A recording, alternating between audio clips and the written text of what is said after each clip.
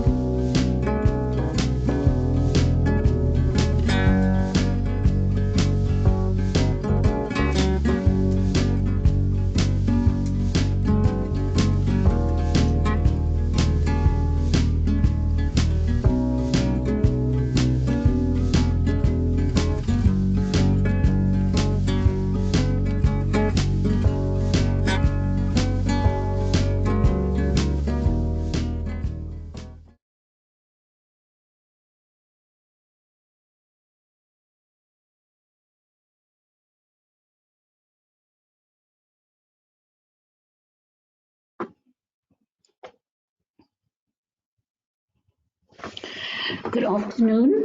I'm Karuni Naidu, and welcome to our World Architecture Day event. I will just take you through a few introductions. Today we have panelists joining us from the African Union of Architects South region, in particular Zambia, Malawi, and Zimbabwe. Our facilitator for the day is Fanwell Motsepe, who will introduce our speakers. The title of today's webinar is Architecture for Wellbeing, which is the theme, the UIA theme for World Architecture Day. I'll just take you through SAIA. Introduction to SAIA. SAIA is a voluntary association for professional architects, which was originally established in 1927. The mission of the Institute is to act as a collective voice, serving the interests of its members in the pursuit of excellence and responsible design. It aims to uphold the dignity of the architectural profession and contribute meaningfully to the enhancement of society and the environment. The South African Institute of Architects has 9 regions. They are Borderkai, Cape, Eastern Cape, Free State, which includes Northern Cape, Gauteng, KwaZulu-Natal, Limpopo, Mpumalanga, and Pretoria.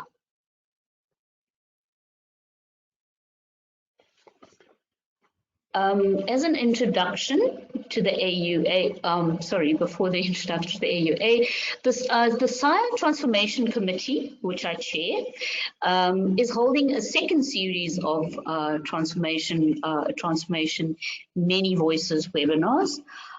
This is webinar 2 in the 2022-23 series. We have 4 more webinars coming up in January, March, April, and June next year.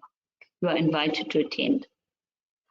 As an introduction to the AUA, the AUA was originally inaugurated in 1981 and made up at that time of 23 countries. Today, it consists of professional organizations from 40 countries on the African continent, representing approximately 50,000 architects. It maintains close relationships with major intergovernmental institutions on the continent. And the AUA itself has become an accomplished non-governmental organization and an incomparable professional network of architects on the continent. The AUA vision is to unify architects from all over the continent, regardless of nationality, race, religion, or doctrine, and federated national organizations for the benefit of the profession on a democratic basis and to foster friendly intellectual, artistic, cultural, and educational and scientific ties among them. The next slide is an organogram which could assist you in understanding how we relate to the International Union of Architects, which is at the top of the organogram. The UIA is made up of 5 regions. We in Africa belong to region 5, and region 5 is made up of 5 regions within Africa: North, East, South, Central, and West. South Africa belongs in the South region. And the South region is made up of Angola, Botswana, Malawi, South Africa, Namibia, Zambia, and Zimbabwe. In South Africa itself, in terms of the South African Institute of Architects, our 9 regions, we are as an institute made up of our 9 regions as a collective institute of architects in South Africa. So I would just like to hand you over to our Vice President, Mokena Makeka, to welcome you, the South African Institute of Architects Vice President. Mokena. Thank you so much, Karuni, and greetings to everybody who's here online for this amazing session, the Many Voices webinar. It's quite auspicious because my good colleague had said, today is a day about well-being. And in the context of COVID-19, increased inequality within our urban environments and cities, the imperative of the role of architecture as a means to improve humans' well-being cannot be underestimated. On behalf of SAIA President Dr. Mira Osman, who's unable to make it today, I would like to welcome you to this discussion, and in particular to also acknowledge the Southern African architectural community that's here, but in particular to welcome the senior leadership of AUA.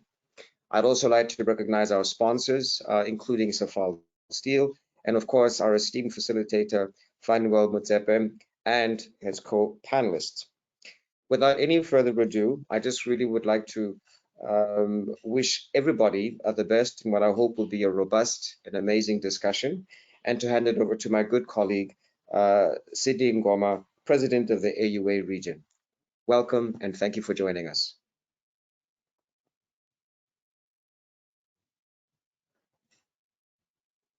Thank you so much, SAIA, and we are grateful to the Vice President for the great welcoming remarks.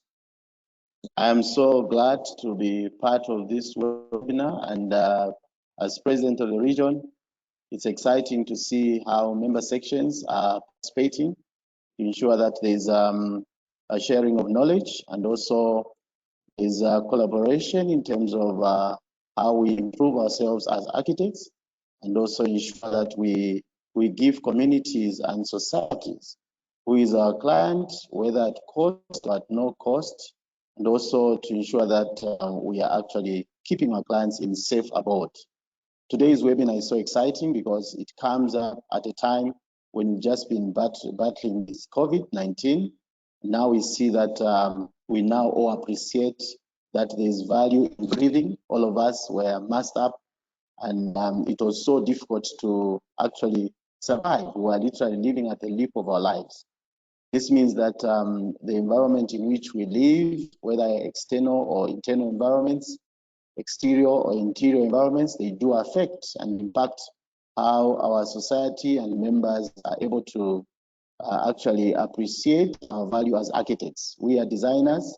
The secondary phase of the great God, who we believe is the greatest architect ever, and we have this passion to create environments. Therefore, today is a great day, and I hope we, as participants, we will enjoy ourselves and ensure that we get value from this webinar. And I welcome all of you. Thank you.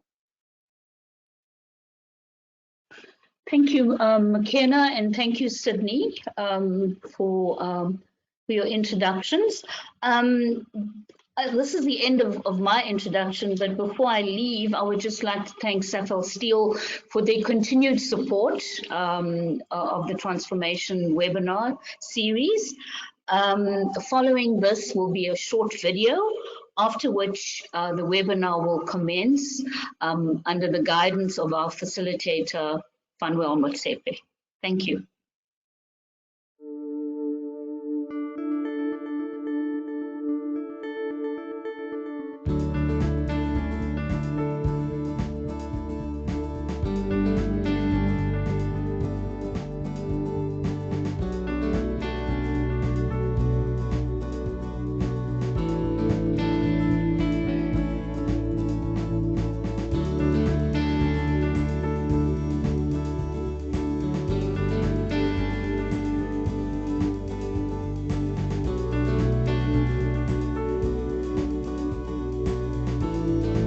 Every minute of every day, the Safal Group is working to make products that make a world of difference. To homeowners and business owners, to families and to communities. The Safal Group is a multinational company with operations covering Eastern, Central and Southern Africa. The group is Africa's largest producer of steel roofing and sheeting and the first producer of aluminium zinc-coated steel on the continent. With over 36 businesses and insights gathered over 50 years, the Safal Group has remained at the forefront in providing products that lead the industry. The group opened its first manufacturing facility in Mombasa, Kenya in 1962 and has grown steadily, now operating in 12 countries, using the world's leading aluminium zinc metal coating technology and state-of-the-art color coating processes to produce the coil used by its roofing operations. The outputs of more than 30 roof manufacturing operations make the SAFAL Group the largest producer of metal roof sheeting in Africa. A full range of associated products are also available to provide a complete solution from one trusted source. The group is founded on a bold vision: to make a world of difference. The SAFAL Group roofing operations strive to provide customers with the best metal products they can afford, suiting all applications, from residential homes to offices, commercial and industrial applications. Steel sheeting is roll-formed in factories or on-site, in various profiles and finishes, and supplied complete with accessories for a complete roofing solution. At the group's metal coating plants, steel is coated to give it a longer lifespan. The SAFAL Group was the first producer of aluminium zinc-coated steel in Africa, the world's most advanced coating alloy, to deliver an extended service life to steel.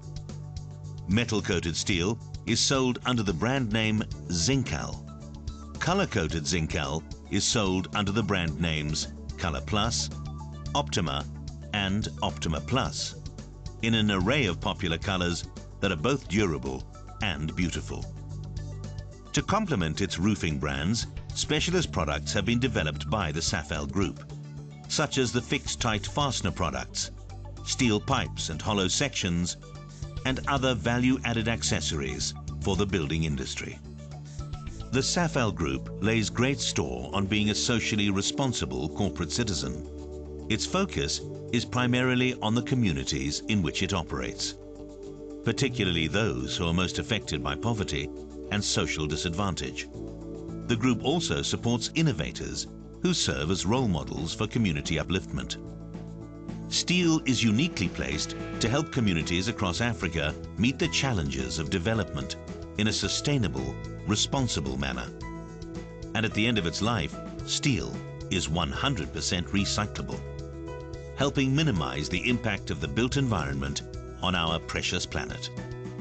The SAFAL Group is committed to finding solutions today for a better tomorrow, and to making a world of difference.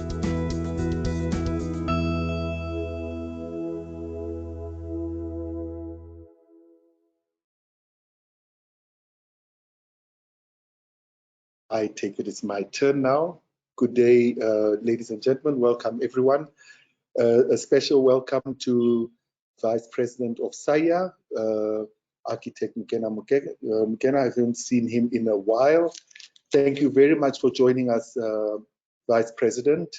And also welcome to the panelists that will be joining us, and to everyone who has been behind the preparations of this webinar.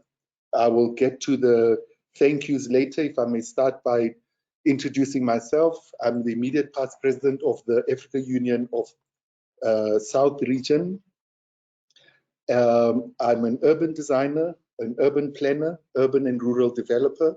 I've lectured at WITS, and currently I'm the director of Maruapula, which is the abbreviation for Motsepe Architects Research Unit and Practice Unit Learning Apprenticeship. I'm a past president of the Gauteng Institute of Architects, as well as the South African Institute of Architects, and I've served on the South African Council of the Architectural Professions third term. I've served on the Built Environment Professions Group, the Construction Sector Charter Council, as well as the Provincial Heritage Resources Agency of Gauteng, the Prague. I'm a co-founder of the Black Business Council in the Built Environment, and was an accounting authority for the Construction Education and Training Authority, the SETA. Presently, I'm a board member of Special Olympics South Africa. I wish to welcome our three panelists.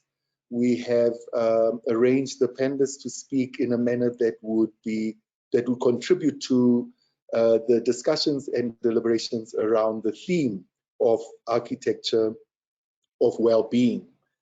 Our first panelist will be architect Catherine Sani. Architect Catherine Sani is an architect holding a bachelor's degree and postgraduate diploma from the University of Liverpool in the United Kingdom. She has worked within that country as well as the United States and Malawi, having founded design consultancy Liminal Design based in Lilongwe, Malawi. Architect Kathy describes herself as a storyteller through photography, writing, and architecture. Her interests are marginalized communities, identity, and urban contexts. She is passionate about re-imaging narratives and perceptions. She is half Malawian, half Ethiopian, and is the current president of MIA, the Malawian Institute of Architects, the Malawi Institute of Architects. She is the 2022 recipient of the PALNET Plan International Women of Substance Award. Our second panelist is architect Tsitsi Zuvakamanja. She's a practicing architect and president of the IAZ, which is the Institute of Architects in Zimbabwe, and the president of the Zimbabwe Construction Industry Association. She is a seasoned built environment professional with a Bachelor of Architecture honors degree from the University of Cape Town and over 17 years experience in innovative, commercial and residential and interior design. She is passionate about green architecture, a philosophy of architecture that advocates sustainable and renewable energy sources, the conservation of energy, the reuse and safety of building materials, and the siting of a building with consideration of its impact on the environment. As a staunch advocate for increasing design quality in Zimbabwe's housing market, Architect Tsitsi would like to see more developments embracing the green architecture philosophy. Our final speaker today, whose presentation we've placed to be last because we felt it beautifully served as an umbrella of the previous presentations, will be by architect Sydney Ngoma, who is our current president for the Africa Union of Architects, whom we refer to as VP South at the AUA at mother body level. Architect Ngoma is a registered architect based in Lusaka with over 15 years of experience in architecture, project management, and P, in other words, public-private partnerships and investment projects. He has practiced in Zambia for 10 years, project management services across 14 countries for over 7 years, and has worked as a graduate architect in Botswana. Architect Ngoma serves as a commissioner for the UIA SDG Commission and he's an associate of the Chartered Institute of Arbitrators in the United Kingdom. He is currently a PhD candidate in construction management at the University of Zambia and is the immediate past president of the Zambia Institute of Architects. I welcome you, panelists, and look forward to your presentations. I'm looking to my, excuse me.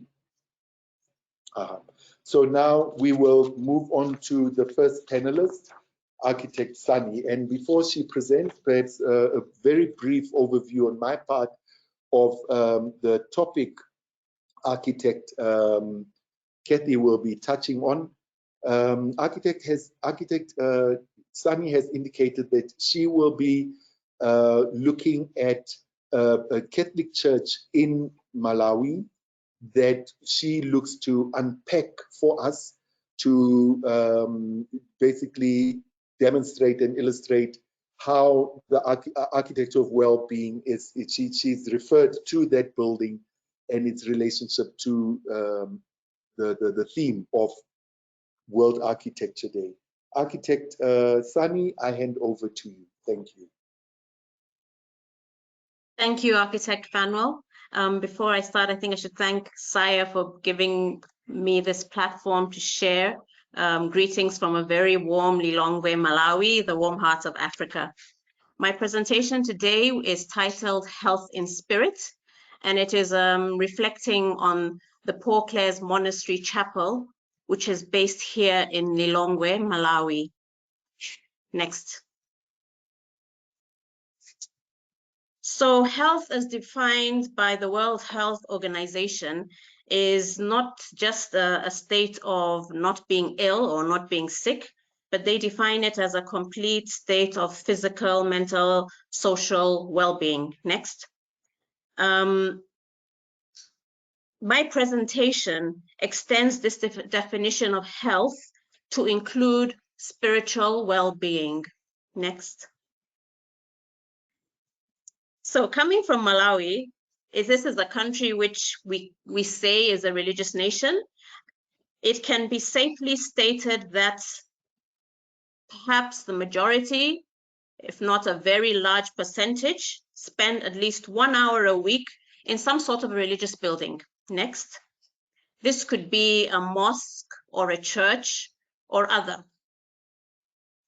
It is assumed that when one is in these buildings, they're in some sort of a reflective state of mind. Next. This could be likened to the similar state of mind that one would be in when you're in a hospital. You're reflecting on life, on self, on higher values. So this presentation delves to explore spiritual well-being, as I've said, but also looking at how these buildings could be an opportunity for being places of architecture for well-being. Next. Specifically, the well-being I'm speaking about is one which is seeking a higher self, next, or exploring one's context, or defining one's identity, where one would be asking themselves questions such as, who am I? What is my purpose? Or where am I? Is this place a place within a place? What makes me me? What talks to me? What is the best version of me? Next.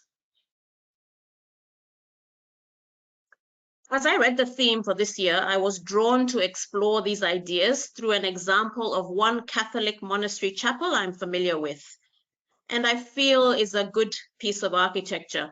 I delved to document the thought processes in the design through discussion with nuns at the monastery and see if indeed my preconceived ideas and my experience with this space was rooted in what the designers had hoped to achieve when they were building this space.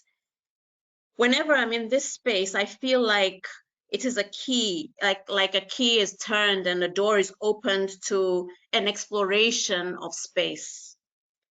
Disclaimer, I am Catholic, but this presentation is in no means evangelical. Next.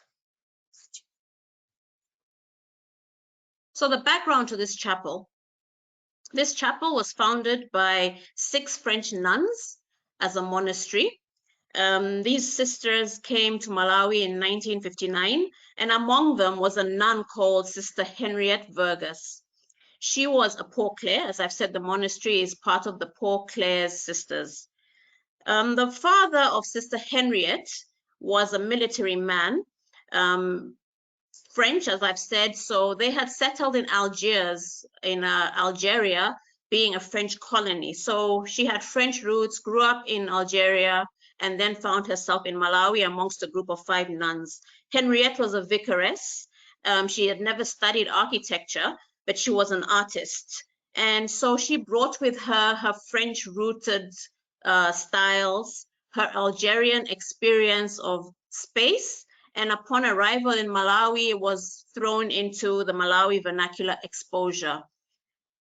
This monastery speaks to connections and global connections, but it's contextualized, as you will see as we walk through elements of the building. When I interviewed the nuns who are currently at the Poor Clares Ministry, they spoke about how following the implementation of this monastery, some nuns were then taken to Namibia to continue this journey of an architectural story that has roots elsewhere and it morphs in one place and then extends to another place. Next slide. The main building, the original building at the Poor Clares Monastery, it's the brick building that we can see in the back with the white window details. It was, the construction for that building commenced in 1961. In 1963, Pope John Paul declared an opening up of the church. This opening up was in three forms, we could say. There was an opening up given that the church in the world could open up in terms of linguistically, language. So moving away from Latin and bringing in local languages, English included, including local vernacular languages. But with that also was an opening up in terms of bringing in vernacular style. And lastly, there was also the actual physical opening up of tearing down walls and having windows and views.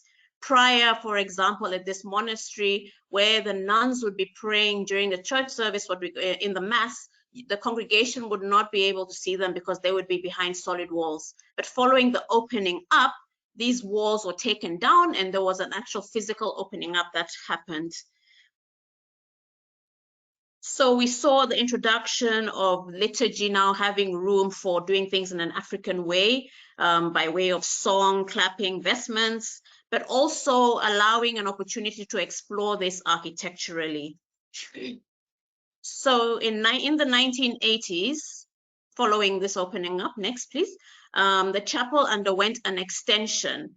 And when this extension was happening, the nuns, in particular Sister Henriette, at the point felt that this was an opportunity to incorporate enculturation. So the extension part is the part within the pink box, and that was added after this enculturation. The church has already declared that that can happen. And then there's these ideas and a meeting of exposure to different elements.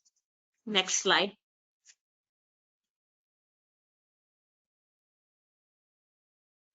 So we have Sister Henriette, who then began to work with a team of local artisans, laborers, led by a local gentleman, Mr. Malata, who was based in a village at the time nearby, although now it's part of Lilongwe. It's in Jewa, for those who are watching from Malawi. And there was also laborers coming from Chinsapo. So together they began to create this extension, which we can see then there was an exploration of local materials. There was a lot of symbolism coming in. There was plays of light, color, and also how to treat space. The chapel is rich in these elements, and I feel begins to show how architecture can play a part in health in spirit. These elements, I felt as a user of the space, prior to speaking to the nuns, to find out if it was intended or simply coincidence. Next slide. Local materials.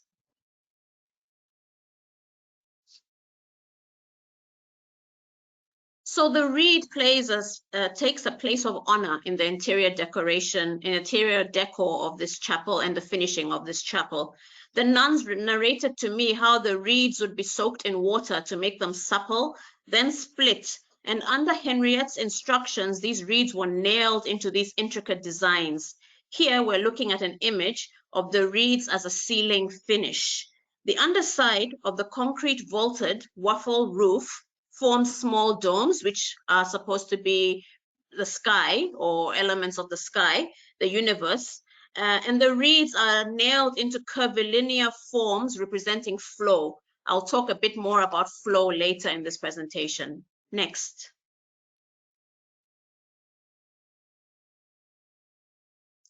In the first image, we see the reeds now taking on a form of the screen. The screens that we see with the triangular patterns are what come down during the mass, and you can see through into where the nuns sit. Or on the side where the photo is taken from is where the general public sits. The leaves are symbolic of palms. And in the middle, you may notice a black round ball type of object. That's supposed to be a coconut. And that coconut is the tabernacle for the nuns. All this is supposed to symbolize triumph and life-giving and having food and nourishment. In the door, in the next image, we see the reeds then forming insets into the shield-shaped patterns. And we'll see a recurring theme of shields throughout this chapel. These reeds are interjected by stained glass, which again takes on the shape of shields. In the first image, we have a light fitting, which is made from clay with stained glass insets. In the second image, there's one of the images of the Way of the Cross, carved by local artisans from a known wood carving place associated again with the church, Mua Mission, for those in Malawi, renowned for woodwork, but also grounded by another clergyman, Father Boucher, who they cited as being lead on quite a number of the wood carvings within this chapel. The image is set against a reed backdrop. And in the last image, we have prayer stools that are made from wood with a goat skin seat. Next image. The wall nooks with pottery candle holders serve for use on the Founders' Day annual celebrations. Next image. And the confessional also in a very open space. Traditionally, confessionals within a Catholic church are rooms in the back or out of sight. But here the confessional sits within the main space, or albeit in the corner. And here the confessor is shielded, well, almost literally shielded by a shield made out of reed. Next image. Symbolism. I mentioned when we were looking at the ceiling about the curvilinear reeds and how they indicate flow. The symbolism emanates from the crucifix that's within this chapel and behind the altar. And the flow is supposed to symbolize a sea of eternal life that emanates from the crucifixion of our Lord Jesus Christ and flows up and down and sideways to the earth, to the sky, with no ending and no beginning. The crucifix itself is also a work of art from Mua Mission, which I've already mentioned. And when you look closely to the actual carving of the crucifix, you will notice it is made up of people. And it's supposed to symbolize that actually the crucifixion was as a result of people, and what, in the suffering of the Lord was on the basis of the people, but it's also about the people being keepers of one another's salvation. And lastly, when you zoom in further into the crucifix, the nuns showed me a spider right in the middle of the wood carving. You can see it in the third image. And this spider is supposed to symbolize all creation. They quoted the biblical quote about creation groaning, and basically we all suffer together, but we also all enjoy the fruits of the resurrection together. Next image. In this image, on the first image on the left, we have imagery of a dove, which is symbolic of the Holy Spirit, and the wooden box on the table is the tabernacle again. And so this dove is symbolic of the Holy Spirit hovering around the hosts. And behind the tabernacle, you'll see another shield again, because it symbolizes how this is our shield. Off the edge of the photo, both wings, one wing touches the ground because it is basically the Holy Spirit giving life to the earth, and the other wing extends off the photo to surround. There's a statue of Mary just off the side, and I'm basically showing how she is also part of the story. In the second image, that's another vaulted dome, but this one doesn't have the reeds fully covering the whole undersurface of the concrete slab. But here again, you can see another distinct imagery of the sky and the universe, with the distinct star in the middle of this dome. Next image. As stated, Henriette was an artist, and this is a piece of art that was actually done by her herself. This artwork tells a story of Francis and Claire. As I said, the monastery is the Poor Clares, and so they follow Claire. And from left, we have the image of Francis and Claire gazing upon what seems like a moon, but it's actually a triple meaning in that there's a symbolism of gazing on Jesus in the shape of the Eucharist, but also Saint Francis is known for writing a canticle about Brother Sun and Sister Moon, which also talks about fire and water, Holy Spirit, and flamed hearts. So in that left-hand side image is this whole story. Then, having been inflamed by the Holy Spirit, they bring this to the Malawi scene. On the left-hand side, where we have a typical village scene, we've got the lake, we've got the fishermen going out to fish at the end of the day, creation in the animals having its last drink of water. So once the story is brought to Malawi, then the sky on the left-hand side, we have the symbolism of the stars and the moon, which symbolizes Mary, Our Lady. In terms of materiality, this whole painting is painted on maize husks and banana leaves. I tried to zoom in on the bottom image. You can probably see the coarseness of the material. Those are the maize husks and the banana leaves. Next image. Just more examples of the blending of the local context. What would have traditionally been Western style chairs. Here we've got a very Afrocentric priest chair and altar boys seats carved out of wood and mimicking a king's chair. Next image. And in this image, it's trying to capture the essence of flow, which is a recurring theme. The flow I spoke about in the reeds, the flow directly symbolized in the clay pottery tiles on the floor, which are painted blue and symbolizing a stream, and all connected. Flow from the crucifix, flow of life, flow of love, flow that is interconnected. Next image. Light and color. The chapel was to be symbolic of the temple in Jerusalem. Light was a sought after element. For where God is, there is light and life blossoms, is what the nuns said. The triangular stained windows internally portray images of Malawians giving praise in an African way. The general population here is reminded that the reason they find themselves here is to praise God. On the facade in the elevation, these windows together seem to form an image of a bird or flight or a spirit. Next image. The shield-shaped windows allow light to stream into the space in a wonderful array with careful color selections in different zones. It feels heavenly. Next image. This is just more examples of the use of color and light. Next image. Space. Although at the time of the extension, the chapel space was adequate, the nuns talked about how Henriette foresaw that in the future there could be need for the space to be expanded for events. So one side of the chapel is doors which are completely openable to allow an overflow of people in events. On that side, we find the wraparound veranda, so it allows attendees to attend while seated under shade, but still be part of the congregation internally. This is the veranda. You can see the North African influences. The deep veranda also facilitates for a constantly thermal, comfortable chapel. Next, please.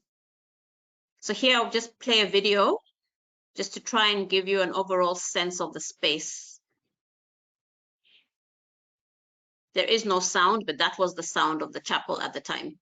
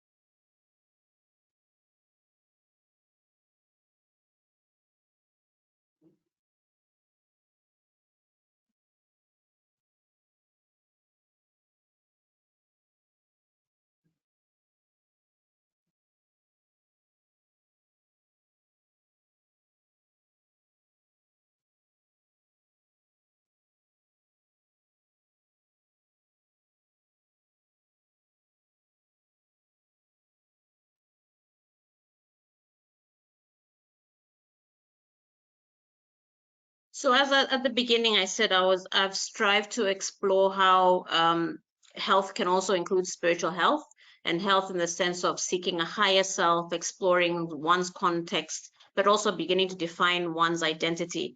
With this chapel, I feel all these components are met. This story of this chapel is one of a journey in how it came to be, but also a journey in self, triggered by architectural form. It is also a journey in global connections, links, and how we all form the tapestry of the design world. It challenges the traditional and stereotypes of what a Catholic church building should look like. And I feel there's many lessons to be drawn from this small space. Whilst it may have deviated that from specific architecture per se, I believe that architecture is as much about the events that take place in space as about the spaces themselves. The Poor Clare's Chapel is a local story with regional and international connectivity. It's a piece of architecture that in its simplicity causes me to ponder, reflect, and leave healthier every time I visit. For me, it offers many lessons to draw from and is a good example of architecture for well-being. Thank you. Thank you very much, Architect Sunny. As I'm sure we're now all aware, Architect Sunny's unpacking of the theme of architecture of well-being is quite focused and quite regionalist, if one may put it that way, in that it speaks to a particular building and the local context of that building. Our next speaker, oh my God, we've had a very serious earth rambling here. Anyway, our next speaker is Architect Kitty, who will be now speaking or unpacking the theme at a more international scale, where the subject matter she'll be looking at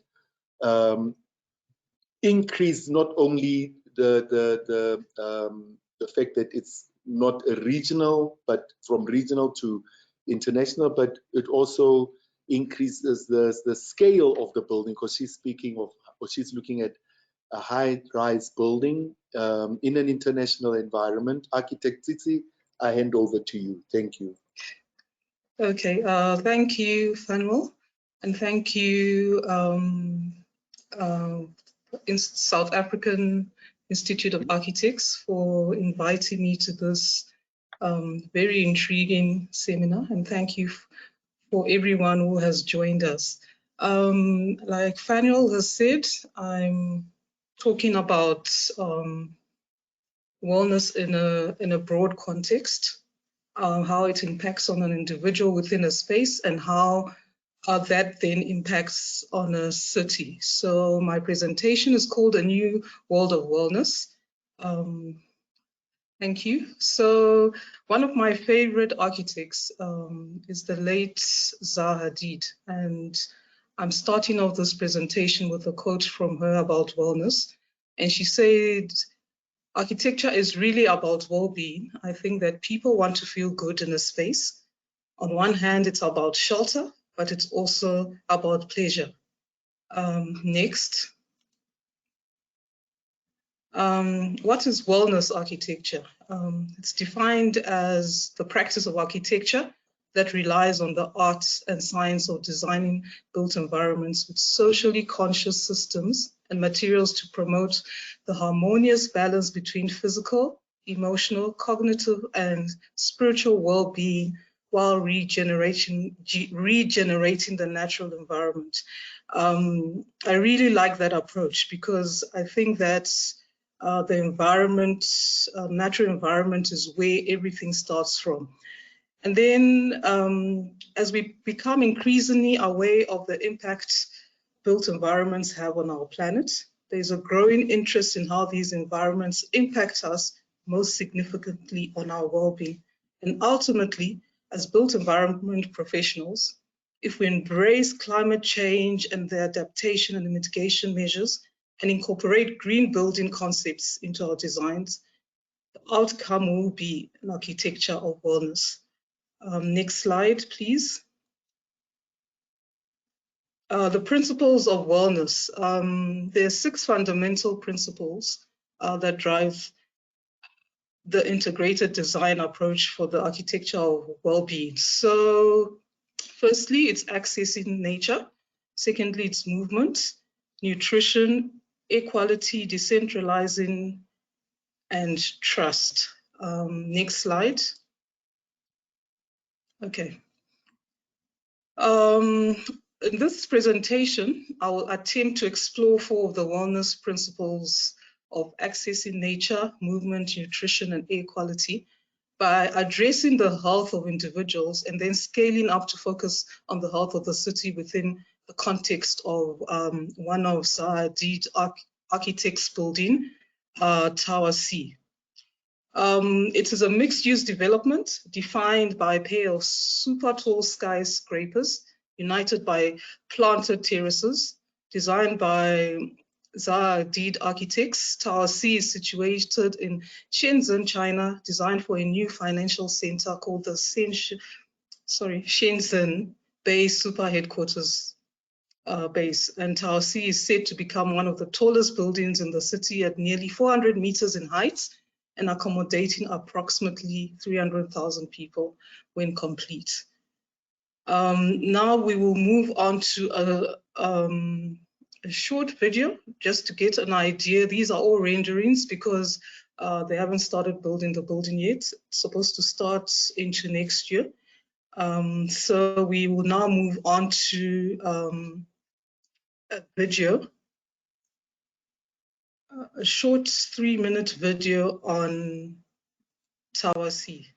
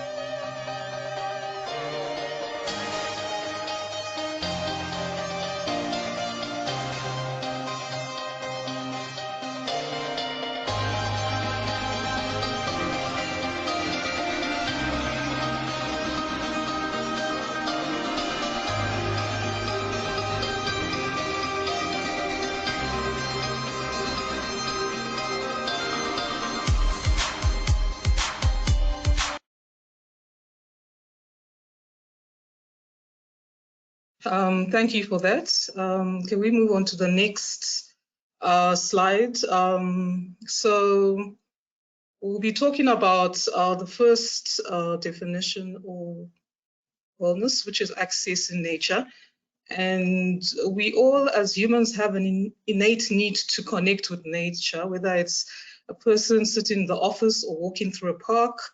And various studies link exposure to nature to enhance mental, physical health, as well as to better cognitive performance. Can you move on to the next slide? So I'm now looking at accessing nature from the point of individuals and the biophilic design approaches for Tower C.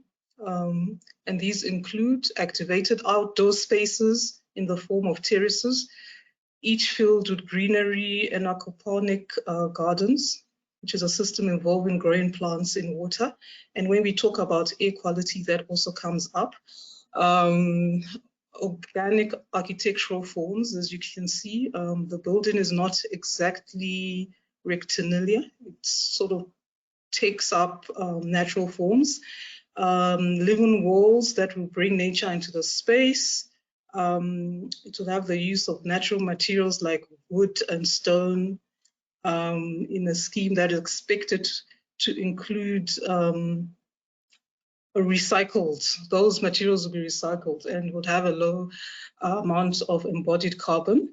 And then daylight and multi-directional views to the outside, and color-free, naturally lit office spaces. Next slide, please. Okay, and in terms of the city, it's providing, the city will provide access to more green space. And like we mentioned, this building is almost like an extension of the existing parks within the city. And this will positively affect the community's cohesion, climate and modulation, and people's overall fitness levels. It will be exposing city dwellers to nature and has an inverse relationship to crime. As nature goes up, crime rates go down. Tower C design is a transit-oriented development that seamlessly integrates the city, nature within its central green axis. It's a superscape connected directly to its adjacent park and plazas, transforming into a terrace landscape extending upwards into the two towers. It's been designed, as I mentioned, to be an extension of the adjacent park. The terraces will be used as an open space for the public, and the design invites the public into the heart of the building. So it's almost like an extension of the park. So at lower levels, the city's inhabitants can also enter the building and vice versa. The podiums integrates with the park to create the new public space for the dynamics city, and also for this new vertical city. And it has grown to become the center of technology innovation. Next slide, please. So we talk about another principle of wellness, which is movement. And the sort of interventions that encourage movement throughout the day can help prevent chronic health conditions, strengthening the resilience of individuals and communities. And the next slide. And studies have discovered that, in terms of individuals and movements, questions have been asked whether sitting is the new smoking. We know that many negative health consequences come from sitting for long periods of time. People with sedentary lifestyles are at high risk for hypertension, high blood sugar, and obesity. These same conditions often are associated with poor outcomes for COVID-19 patients. And so to eliminate sitting for long hours, I'm assuming these concepts have been carried into the interiors of Tower C. There'll be elimination of barriers for movement in the workspace. They'll leverage on active design elements and strategies to include irresistible stairs that are prominent, intuitive, and brought to life by daylight and views, making them wider, accommodates physical distances and fosters spontaneous chance encounters between co-workers, providing people with plenty of workspace choices, frees them to move to different locations throughout the day, and alternative desking options like sit to stand desks or walking pads encourage movement. Next slide, please. So in terms of movement for the city, the cities need to be redesigned, and as mentioned before, Tower C encourages travel to it by bike or public transport. In the basement, they've got a public transport system. This provides for an extensive bike store, and it also provides for an extensive bike storage facilities and direct links to an underground interchange and the Shenzhen Metro network. Next slide, please. Okay, we move on to another concept of wellness, which is nutrition. And there are direct positive connections between nutrition, health, and cognitive functioning. Next slide, please. To encourage wellness and nutrition, I think in workplaces, obstacles should be removed to increase consumption of fruits and vegetables and make them available. So some of the strategies would include common areas like kitchenettes or cafes that can offer free fruits and vegetables using touchless technology, pre-ordering and daily reminders.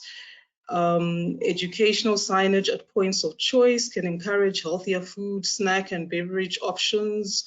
Organizations can establish nutrition standards that prioritize nutrition and eliminate or reduce trans fats, artificial ingredients, refined ingredients, preservatives, and extra salt and sugar.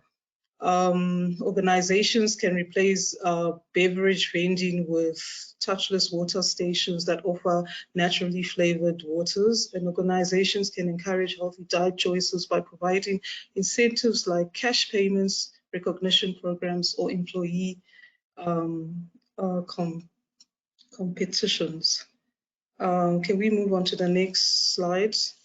So in terms of nutrition within the cities, we can eradicate any sort of food deserts by incorporating urban farms that produce low cost or free produce for adjacent communities. We can design multifunctional green spaces with both park and urban farming infrastructure. We can incentivize productive rooftops.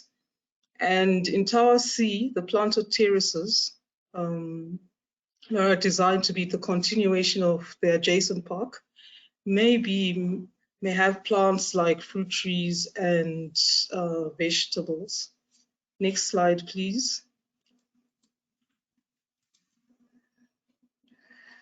We then move on to, I think, a very, very important element of wellness, which is air quality. We're all aware that these past 2 years with the COVID-19 pandemic, air quality has been integral in all our spaces, be it office spaces or workspaces or supermarkets.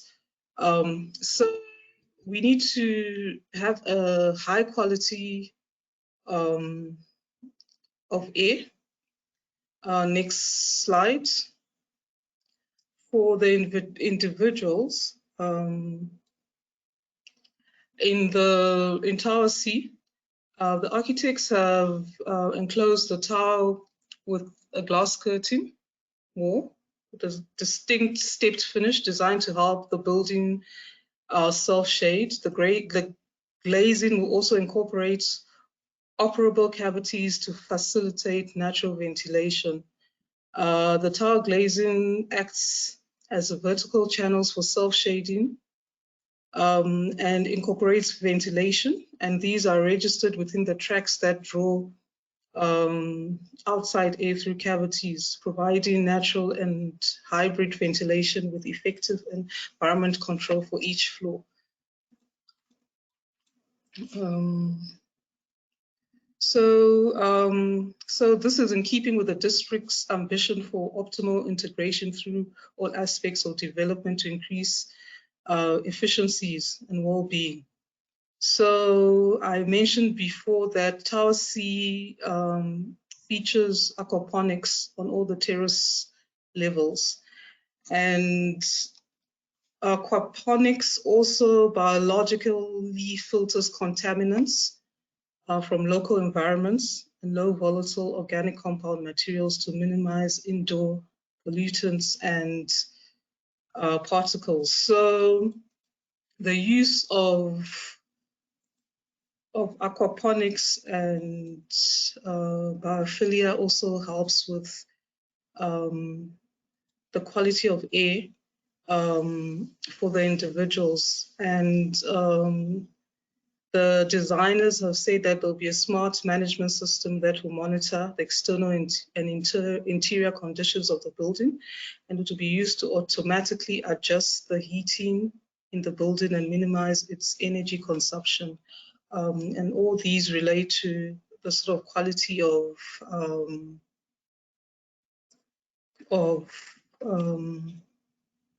what's that air condition in the building.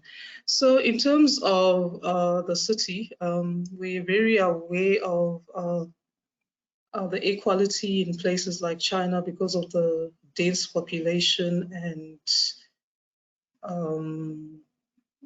the industrialization and stuff like that. So there'll be three major ways of trying to improve the ambient air quality. That would try to introduce the electrification of vehicles and do away with vehicles using fossil fuels. In most of the sort of industrialization areas, they have like a boiler. They have fossil fuels, so they'll be moving to boiler conversions and full electrification and biofuel, and there'll be enhancement of air pollution by the removal of power plants and major industrial facilities, and moving towards a green and more renewable energy. Next slide, please. To conclude, I've tried to talk about the 4 basic principles of wellness within Tower C, and I think that if these are activated by architecture, interior design and urban design, these principles of wellness will act as a membrane, catalyzing positive feedback loops between individuals and the city. So that brings my presentation to an end, and I thank you all for taking time to be a part of it. Thank you very much, Architect Tsitsi. Due to our time running out, I'm going to need to ask Architect Ngoma to try and be as succinct in his presentation as possible so we can have enough time for questions and a brief discussion, which again reminds me, I at the beginning forgot to invite all our attendees, please, to submit questions in the question block, right? Please submit your questions to the presentation so we can prepare them for our discussion later. Architect Ngoma, I hand over to you. Thank you. Thank you so much, IPP. I'm so grateful for the opportunity and welcome, colleagues. What a challenge to present after two great ladies have really pondered much on the topic on architecture for well-being. Allow me to perhaps summarize the day's discussion through a presentation entitled Architect's Role in Designing for Health using World Health Organization Quality of Life Factors. In the next slide, we'll see that Kathy did define health. Well, thanks. I appreciate SAIA. I almost forgot. Thank you for this great opportunity that we have gathered here this year. So we see that health is a state of physical, mental, and social well-being, and not merely just the absence of disease. Now, the desire of the World Health Organization is that society should enjoy the highest attainable standard of health, being a fundamental right of every human being without distinction of race, religion, political belief, economic or social condition. Even the Bible itself in 3 John for Christians chapter 2 says, "Dear friends, I pray that you may enjoy good health and that you may all be well with you, all may go well with you, and that your soul will also get on well." So meaning that health is a critical factor. It's a fundamental right for the society whom we design these buildings or structures for. Hence, it's very important for us to take these things into consideration. In the next slide, we'll see that the International Union of Architects actually has emphasized and made a call that the built environment having an impact on the health of the people need to actually be taken as an important aspect in our design, and that design for health and well-being should be a fundamental component which we must all embed in every project for every practice at any scale. We know that as architects, we form society through the various components that we put together. We are actually at the center of social science and also manufacturing industry as one of the great participants in shaping up buildings and also creating societies for where human beings, animals, and also living organisms can survive. So we see that the role of architects or architecture itself goes beyond making life better through protecting, developing, and restoring health. Hence, it's very important that we also examine and see that architecture contributes to the physical, emotional, environmental, financial, and social well-being of humankind while having a positive impact on the environment. Globally, colleagues, we see that construction industry is in most nations the second largest industry, contributing to many nations' GDP after manufacturing. Hence, the quality of life becomes a critical issue. Now, this afternoon, whatever we have heard from Kathy and Sisi, I want to point you to some factors that have been developed by the World Health Organization, which actually stipulates the quality of life. Quality of life basically is a concept that deals with the happiness, the life satisfaction, the need satisfaction, and also just the general health of living organisms. There is nowadays, in the latest model of health concepts, what is called concept of One Health, where we look at human health, animal health, and plant health. And these all make up what we call the built environment. From this complex theory of quality of life, we see that there have been some instruments that have been used to measure this multi-dimensional aspect of human life, and researchers have either been objective or subjective to try and model some exercise on how human beings enjoy life. Of course, we may not have similar kind of measurements or indices for us to all appreciate how we achieve quality of life, because it's subjective and sometimes you have to use figurative or numbers, simply said. But we see that in most modern research, quality of life is being embedded as part of practice by many professional bodies. However, us as architects or those in built environment, we see that there has been less or little application in this.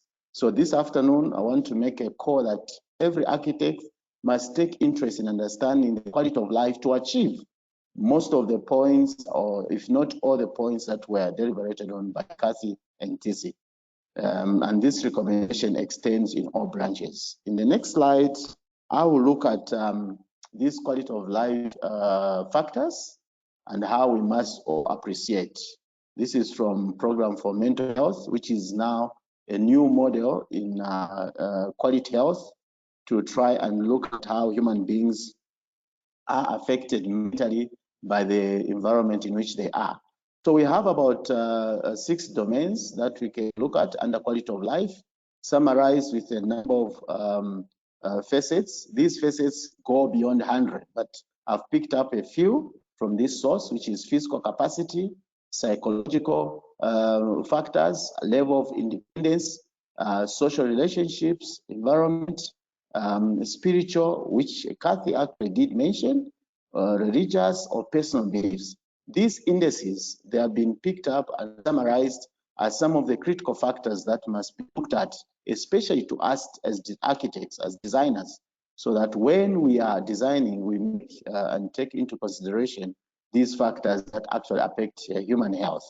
In the next slide, we see that these factors, when they are grouped together and summarized in their form with the sub-factors, we find that they define the quality of life in natural and built environment. For example, you take pain, the energy executed, having enough sleep, or being in an environment where you can have quiet sleep, mobile activities that promote good health, meditation, work environment, a positive feel, thinking positively, self-esteem. Kathy talked about this, body fitness, negative feelings, spirituality, relaxation.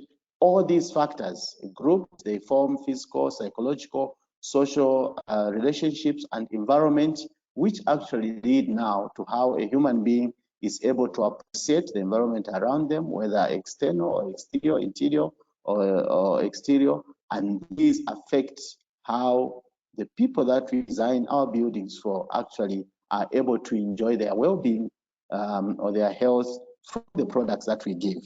So we do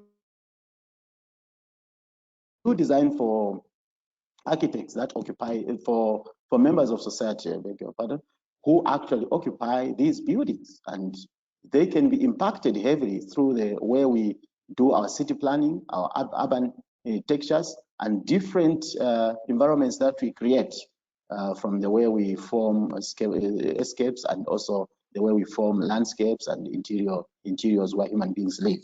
In the next slide, we see that there's been some research to compare now how this quality of life in the natural and built environment through one researcher by the name of Mohet, how these disciplines are actually used to measure how the quality of life can be attained by a human being. Of course, we know that every development, architectural, manufacturing, or perhaps social projects, they all emanate from the economics or the political science of a given society. How much are our clients able to earn? As we design, we find they are the lowest, the lower echelons and the higher echelons, and these come from different economic brackets. And from the economic brackets, we can see that the nature of the architecture that we give them determines how, at the end of the day, they will enjoy life from their available means to be able to build. There is the psychological and sociological being, which is the acceptable norms within a society. When you go to society A against society B, the type of architecture that is naturally acceptable is different. And these can be seen across regions, even across on member sections, countries. Architecture in South Africa, architecture in Malawi, Zambia or Botswana, Angola may be different. And from this, we see that all this begins with the acceptable norms. Then there are the health studies that have been done. Of course, now we are subjective to big organizations like WHO, UN, World Bank, where we get loans to do developments, and how they actually have stipulated what a basic platform for determining quality of health is. And this is what we are looking at. Then we look at housing. Everybody belongs to a house. At the end of your work life, or maybe when you knock off today, you are going home and you are going to spend half the day, from the 24 hours, half the day is spent at home. Then there is now the product satisfaction from the way our manufacturers and producers of materials are able to gather these materials. Then we see how from these factors, we develop cities where we live. How livable are our cities? Are they safe? Are they safe domains for our children? How interconnected are they? Are we able to accept that the flow of life from from the point when I wake up to the point when I get home, I'm able to maneuver around safely, and the environment is able to actually speak to this? Sisi talked about issues of the air pollution in many countries due to productivity levels and all that. Then we finally look at urban analysis now, looking at how urbanization affects the living conditions because of the way we actually come up with this quality of life essentials. So now I'll lead you to some of the principles and policies that as architects we need to bear in mind. And in the next slide, we'll look at how a call for action by architects across the globe is being made to make sure that we are providing designs that are actually able to satisfy the architecture for well-being.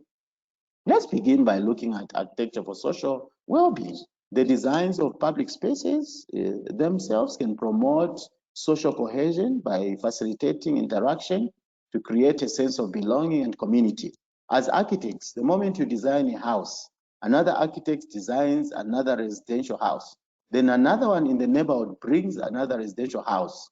We see that we create a community from our designs. Whether our community is planned in terms of city planning, or we are individually throwing designs into the local authority for approval, we find that that development goes and fits in within a certain natural environment, which is actually disturbed and creates a new community where human beings will affect the natural environment by developing the physical environment or the built environment. So we see that architecture can contribute towards making these communities to be more livable and sustainable.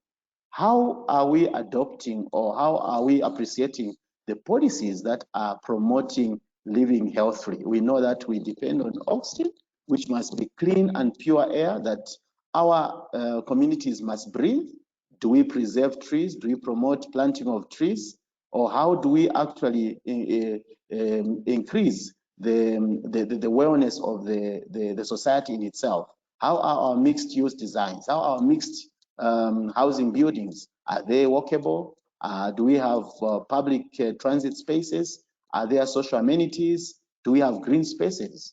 Our communities need to breathe. Every development is a living organism. Whether we are producing a housing complex, we need to always be aware that that is a living organism. It needs to live. Anything that does not breathe dies. So our architecture has to be a breathing architecture, a living architecture that still allows the process of photosynthesis, evaporation, production of food, and the full cycle that we learned earlier in our lives in secondary school, high school, to be promoted to encourage this. In the next slide, I'll look at architecture for physical and mental well-being. So you have seen from the CCC concept that is coming up somewhere in China, as presented by Sisi, that architecture for well-being and mental well-being is very, very important. I think as architects, mental studies need to be part of our curricula in university, because these are issues that affect the people that we build our structures or design our structures for. Studies have shown that quality of buildings in providing adequate daylight, thermal comfort, and indoor air quality can have a direct negative impact on our health. If you decide to sleep the entire night and by morning you wake up, your windows are unopened, you'll find that there is a bad ambience within the room. Air is thick because it has not been circulating in the night. As a result, just a few minutes, maybe 30, 40 minutes staying in such a room or somebody being introduced in the room, automatically they will start feeling like they are sick. That is the impact of architecture on the physical being. How well designed is the air circulation? When you look at the principles we learned perhaps in the first year of our university, we see that cross ventilation is as key as it is. You cannot argue anything against it. If you don't put it, then you destroy the inhabitants of a building. We need to look at issues like air bricks. Do we promote ventilation which is passive or natural? Okay, so how is our designs for passive ventilation? Today's architects need to rethink how they design homes, schools, offices, and hospitals, especially offices where we spend, again, a number of hours, and homes where we actually are almost overnight, over 24 to over 12 hours. So designs must encourage physical activity, facilitating designs, pedestrian access, public transport, active play, physical activities. What comes to mind is the head office for Google, where there are even rooms where a member of staff can go and sit and start thinking. They're called thinking pads, or maybe where you, like Sisi said, the designs where you have free fruits promoting health, where you have greeneries where employees can walk around. I was just thinking to myself, do we have free fruits in our design offices? Perhaps just water is a problem. We don't provide water to our employees or to our fellow architects in the buildings. Water is life, we need it. So meaning that it must be an available source. So these affect the mental and the physical being. Let me wind up by going to the second last slide, where we look at architecture for economic well-being.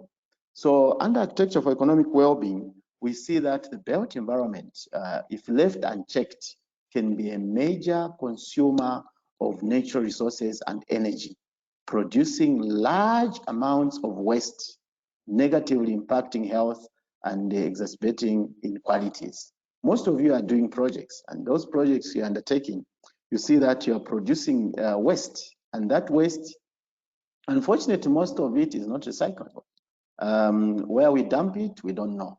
I am involved in some World Bank project where the policies are quite strong, and even just the amount of water that you waste is calculated, and as a consultant, you are pushed to justify why you want to store 100,000 liter tank instead of a 50,000. So meaning that water is calculated, you need to explain how are you going to drain the natural environment by putting up artificial tanks, or maybe how are you going to dispose your waste? There could be a small projects as disposal of asbestos material, where some of the international bodies demand that you buy off a plot and you dig it up maybe 6 meters below ground to go and dispose your asbestos material, so that it does, and don't you seal it down. First of all, you lay a foundation with concrete, build it on the side, place it there, seal it again with a 200 or 300 millimeter thick concrete, so that you don't waste the environment. How are these policies implemented in our designs? Are we very economical in the way we add value, or are we wasteful? Economic growth is critical. Our industry is one of the major industries globally. Whether you like it or not, we play a critical role. And if architects cannot pay particular attention, then our member section, our countries won't be able to attain the Agenda 2030, which looks at sustainable development, making cities inclusive, making cities safe, resilient, and sustainable. This is a core that for architects that we must play a very important role, especially in affordable housing, education projects, employment, social amenities, and different community projects, so that we can be able to work and ensure that we help the vulnerable group, those that cannot pay for oxygen when they are sick, those that cannot pay for good health. You see, it's more expensive to insure your life through medical insurance than to take care of yourself by eating healthfully, living healthfully, having free oxygen circulating in your bedrooms, in your living rooms, and in all those places where you find yourself. In the last slides, colleagues, today, because I've been warned that we are out of time, and I appreciate the two great architects, the ladies who went before me. I'm here just to summarize. Basically, They are the owners of this CPD. I want to make a call for the region, being president of the South region, that following this webinar, which has been brought to us by SAIA, it's important that we talk about promotion of health designs that consider the impact of climate change in internal and external environments. Brothers and sisters, dear architects, I make a call today that let us mind the environment, because it will affect our future generation and ourselves. We are coming from a COVID era which has devastated. Many lives have been lost, mainly because of the built environment, which has not promoted good health and good well-being.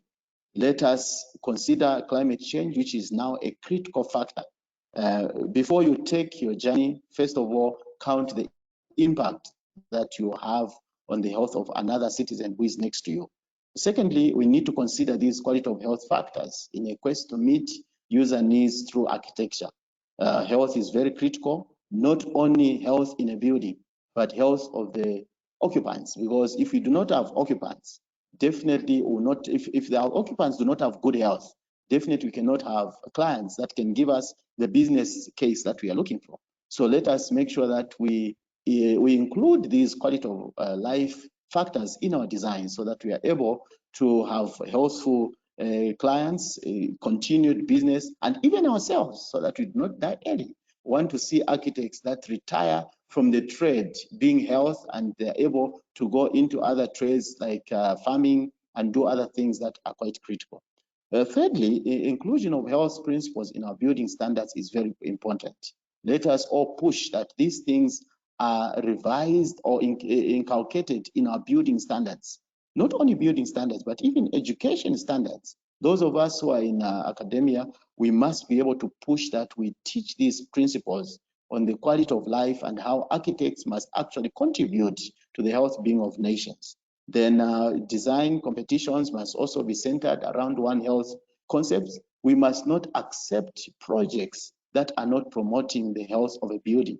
It is disastrous to continue designing like the time when we had plenty of resources and Botswana maybe had 100,000 citizens, maybe South Africa had only 1 million, but now we are talking of close to 50 million. We need to be assertive to this. We have challenges ahead of us, and even currently we have these problems. Let us mind the environment so that we can have health citizens. This is a call for action, dear architects, in the region, so that we can be transformational leaders. Let us design and be designers for our health. Colleagues, I thank you, and thank you for paying attention. Over to you, Fano. Thank you very much, President. Much welcome. Just in terms of House rules, we have literally 15 minutes left, even possibly less, for discussions. I still welcome and invite our attendees to please submit questions. While we are looking at questions that have been submitted, one question which is quite lengthy, I mean, I'll share it. It's quite an outline of a kind of an extract from architect Tsitsi's presentation. And the question by architect David Kaduya from Lilongwe, Malawi. Question is, could the Harare East Gate by Mick Pierce, which I'm sure architect Tsitsi is familiar with, and the Kigali Eugene Gathana Jr. Pediatric Cancer Center Hospital by David Ajaye, and the Russian Smart City and Azerbaijan Free-Form Structure by Zaha Hadid. Could these provide solutions on how to tackle the space and save the environment? So I'm not sure if there are typos in there, but Architect Tsitsi, I don't know if you wish me to repeat this question. Are you able to perhaps respond to it about whether those 3 buildings I've referred to, could they be seen as providing solutions on how to tackle space and how to save the environment? Over to you, Architect Tsitsi. Thank you, Fanel, and thank you for that question. I think the only building I can really speak on is the Eastgate building in Harare. And it's I'm sure, as most people know, it's an international acclaimed sustainable building. On taking its design ideas from biomimicry, the anthill, the concept of how termites build and breathe. And it is, yes, I've had the pleasure of working in that building, and I think it ticks all the boxes of architectural wellness. It's a building that keeps cool, the air quality is great, and I think in terms of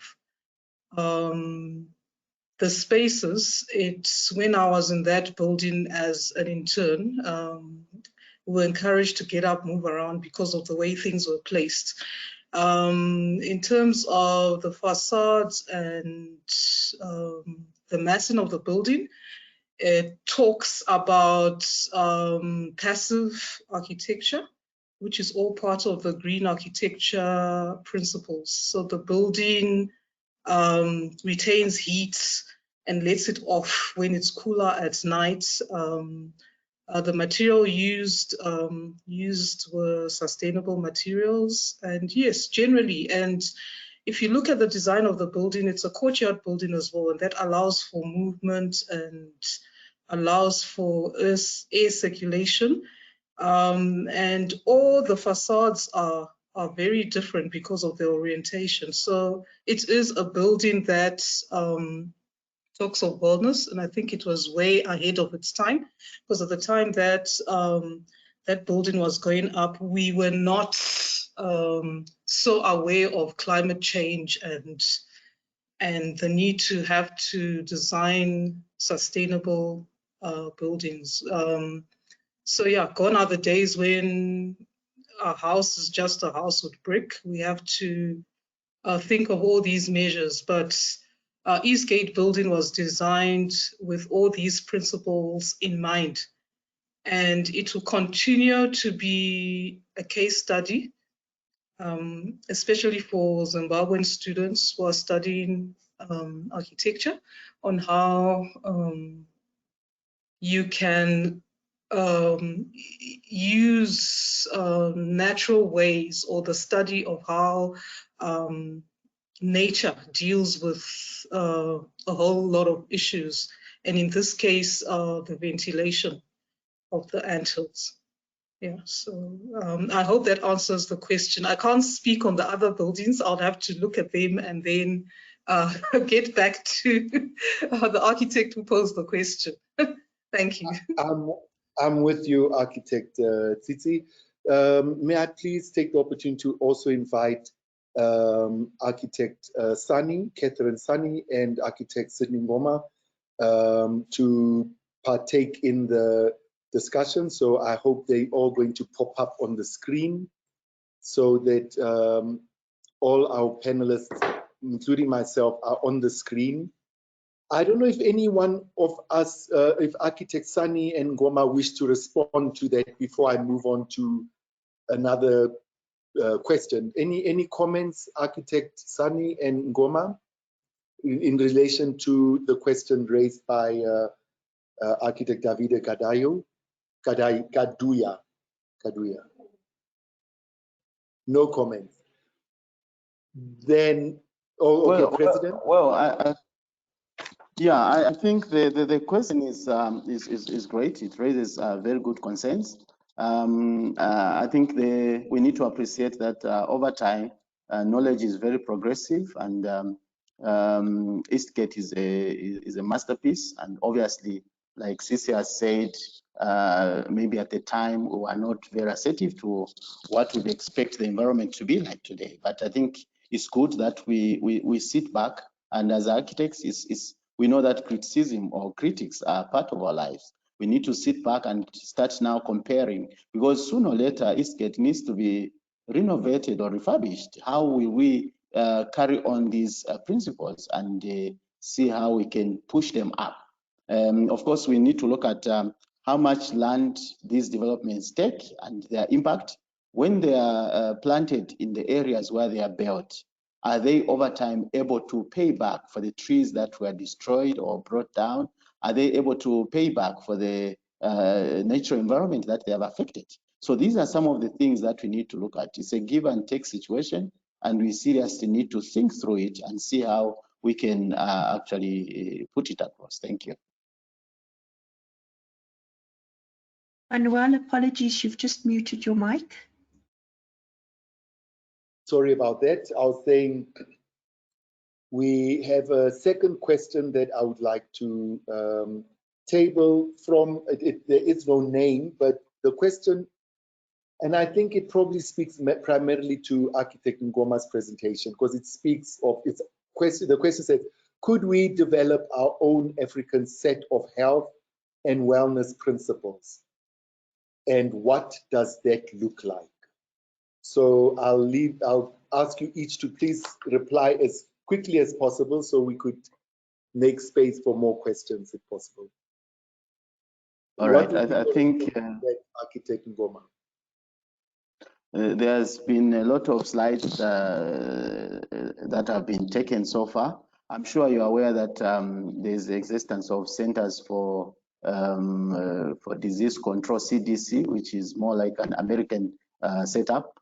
African Union has actually introduced what they are calling Africa CDC, which is now looking at local conditions for Africa and also developing these local principles for control of health, prevention of disease, and all this. So I think you are aware that Africa Union of Architects is a member of one of the organs of Africa Union. So we do contribute to some of these things. But I think at a national level, it's important that we follow these trends. An architect must be an all-rounded person, economy, health, and all this. We need to tap from these organizations. As they come in our countries, they come with their own rules. So let's make sure that we actually contribute even at national level. Otherwise, regionally, I think we are set. There are a number of organizations that are pushing for our local conditions. But as architects, obviously, we'll pick it up from there. Would Architect Sunny or Tsitsi, would any of you like to contribute more to that? Which was, can we develop our own African set of health and wellness principles? And if so, what would that look like? Oh, okay. I would say that I think health and wellness is not just a regional or an African or an American or thing. It's a global thing, and we can't just look at Africa in isolation. Whatever we do here affects, like we're living in the world, it's the same climate. It affects everyone. So I think maybe where the person is coming from is in terms of maybe our cultural beliefs and things like that, and the way we use space as Africans. Can we come up with a set of wellness things? And I think yes, we can. Like I remembered with the COVID-19 pandemic, us Africans, the way we want to mourn our dead is a very elaborate compared to maybe other continents. We want to gather, we wanted to gather, we wanted to, do all sorts of things that were what's it, fueling the pandemic. So we ended even going to like the spiritual aspect that Catherine spoke about. Even the way we used church, we loved going to church, but we had to then come up with our own ways of wellness in terms of the COVID-19. We were not allowed to attend funeral in masses. We couldn't go and pay our condolences like we usually do when somebody passes away. And we learned to mourn in a different type of way. And I think, yes, when it's specific to maybe a pandemic or some sort of wellness issues, we can come up with an African way of doing things. Yeah, so my experience is from the pandemic. But I think that we cannot think of wellness in isolation to the rest of the world, because whatever happens everywhere impacts. Like even with the COVID-19, the rest of the world was being advised that they should share the vaccines, because they couldn't just concentrate on themselves, because the longer it took to eradicate the pandemic, the more strains that would be resistant, or the more strains that will be produced. So yeah, I don't think we should be looking just at the continent. We should be looking globally at the whole world, but also bearing in mind that we've got cultural beliefs that can also maybe tweak a bit or impact on our wellness, what can I call it, on how we perceive wellness, and come up with our own sort of interpretation of wellness. Thank you. Thank you very much, Architect Tsitsi. Architect Sani, any comments? I think I would just add that yes, we look at wellness in the global village that we are part of, but then I would say there's a level of contextualization. So there would be layers that would be unique to us.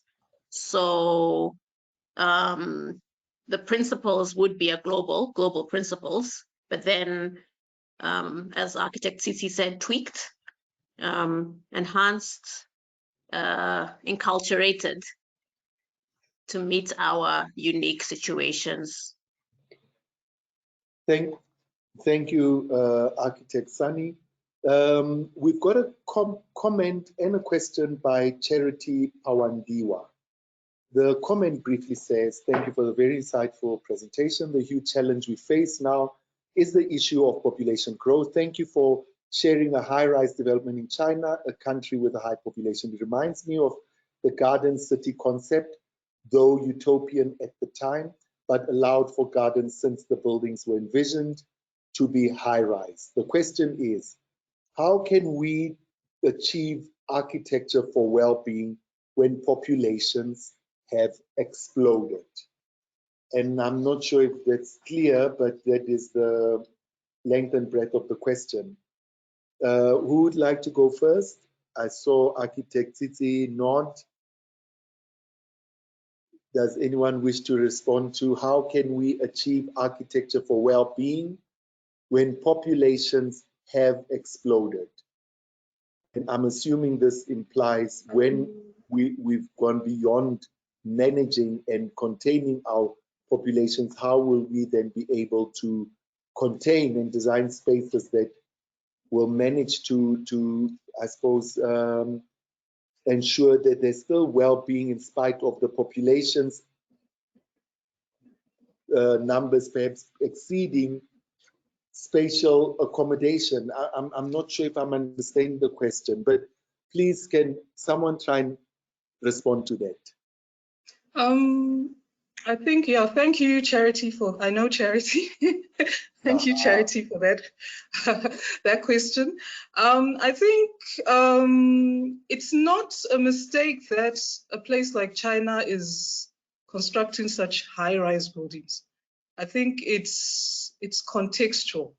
Their population is really, really high, and they're running out of space. So I think their solution is to go higher and then incorporate all these wellness concepts into their buildings. So it's a difficult question, but looking at a place like China that's running out of space and their population is big, I think the way to go is to go up and on a smaller footprint, and then so that what is left of the land becomes green, sort of green parks, pedestrian spaces, put maybe transportation underground. I'm not sure, but I think we can sort of look at what is happening in China. I don't know whether that answers the question. Well, I think it does attempt to. One last question, which I think is one we do need to touch on, because now time has also run out. How best can we, and this question, sorry, is by Luhibo Kazoka. Luhibo Kazoka. Question is, how best can we implement biophilic design as a UIA and SAIA registration, even CPD, to enhance healthy building systems of African codes? Can someone try and respond to that? Should I repeat the question? How can we achieve, sorry. I'm combined. How best can we implement biophilic design? And it says UIA and SAIA registration, even CPD, to enhance healthy building systems of African codes. I think, okay, speaking from a Zimbabwean context, as architects, we've got several guidelines that guide us into designing our buildings, and that one of the major things is the model building bylaws. So I think that and I think in South Africa you've got the Green Building Council. So I think that there should be legislation that incorporates biophilic design into some of these guidelines for design, and maybe there should be some sort of incentive in terms of, I think that's happening in places like Australia and some Western countries, incentive for building biophilically sustainable buildings, things like maybe rates coming down and stuff like that. But I think it has to come from the government through legislation and should filter down to local governments and into our design regulations. I think that would be the only way that would happen. And then from there, it will be taught in schools. So every design project maybe that students would have to have that element, or maybe of biophilic design or sustainable design. But it's happening right now. In some of our time, it wasn't really, it seemed like it was a trend, but now it's no longer a trend, it's reality. We must consider the environment, we must consider well-being, we must consider all these issues as we design. But I think that our governments will assist us in introducing those sort of concepts. Thank you. Thank you very much, Architect Tsitsi.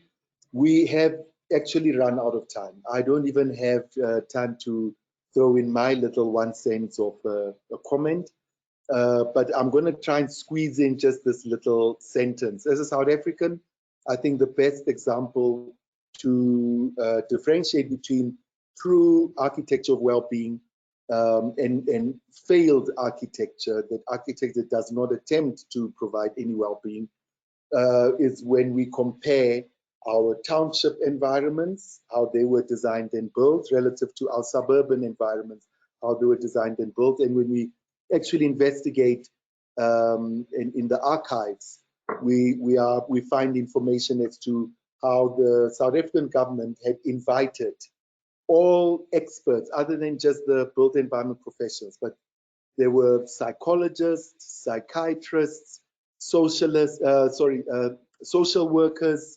doctors, they were all invited to submit their research work on what would be conducive built environments for Bantu people, in other words, for indigenous sub-Saharan African people. And once the research work was done, the South African government simply took out, the pre-democratic government took out all those aspects which the researchers had identified as contributing to well-being, like pavements, lights, sewer systems, chimneys, green spaces, etc., etc., etc.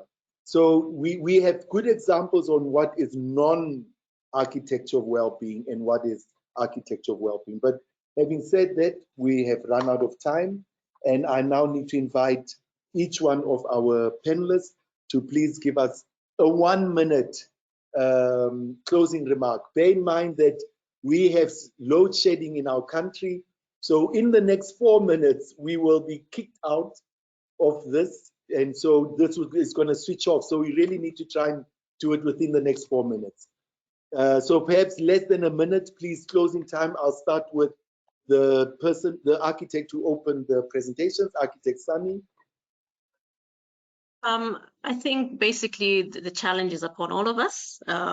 Well-being is something that we have to all consider in all aspects, and it doesn't have to be money-led. As I shared in my example, well-being is achieved with the most basic of materials in the most basic, simple of a situation. And if a group of nuns could do it, what's our excuse as architects? Thank you. Thank you. Architect Titi? Yes, thank you, Fanuel. I think, yeah, well-being for me, I think is addressing all the climate change issues and bringing in the sustainable concepts. And by doing that, we will end up with an architectural well-being from the spaces, for the individuals, and at a more broader scale for the cities. So, because as an architect, I think broad and then come in. Maybe that's why my presentation was that way. So thank you so much. Thank you. Architect Ngoma? Perhaps my last words are that if as architects we are not assertive to design for well-being, we'll be kicked out of business, because clients now are very awake and they focus on these things. I'm on a project where apart from the consultants we know, the client has insisted that there has to be a consultant for infectious diseases, there has to be a consultant for social development, and a consultant for environmental safeguards. So these are becoming critical issues. So if as architects we are sleeping, remember sustainability means that the resources are scarce, so somebody has to manage how those resources are applied in a process. So please let us make sure that we bring these principles even to the smallest scale of designing a guardhouse, so that we apply them from there. Then it will be easy to apply them everywhere else. Thank you.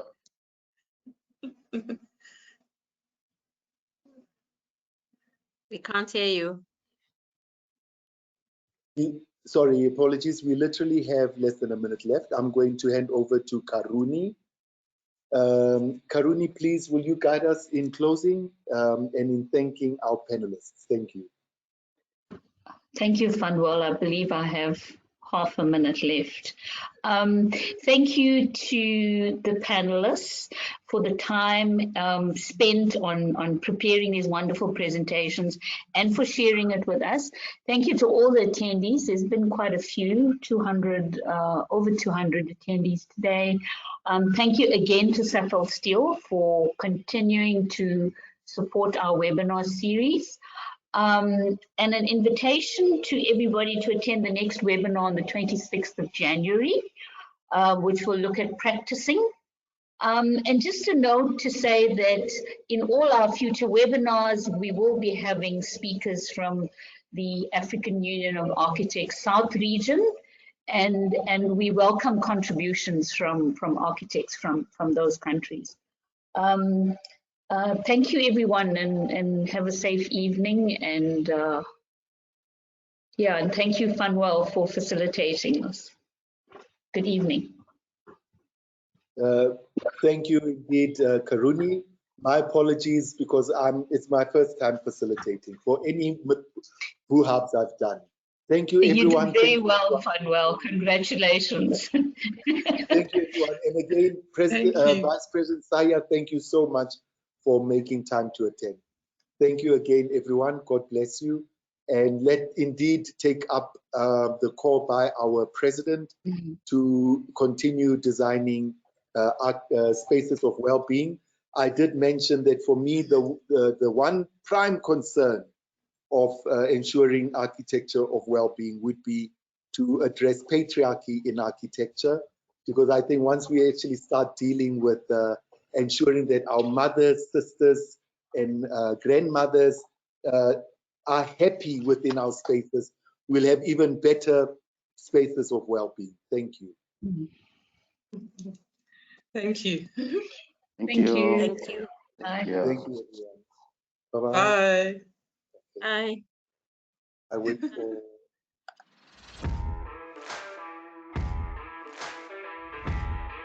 Building is more than assembling a structure, more than putting the pieces together.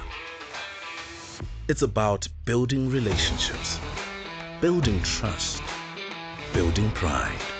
It's about having a vision and seeing it come to life as a testament to human strength and creativity.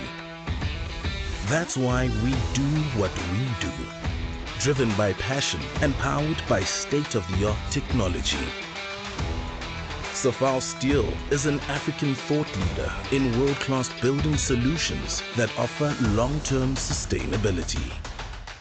We are the only producer of aluminium zinc-coated products in South Africa, and each product in our range is made with pride and care. Our pre-painted color-coated steel sheets are lightweight, fire-resistant, weatherproof, eco-friendly, and energy-reflective. They are easy to install and highly durable, not to mention beautiful to look at. We also manufacture pre-painted coils, international quality, produced locally. At Safal Steel, quality assurance is a key priority.